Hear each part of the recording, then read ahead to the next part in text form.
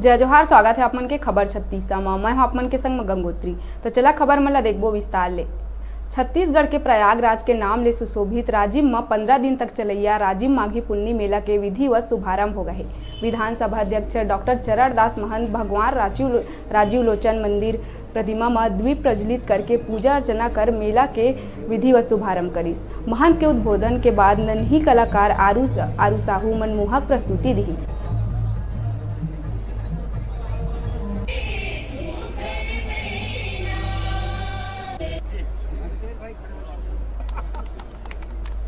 उद्बोधन की कड़ी में हम सभी चले।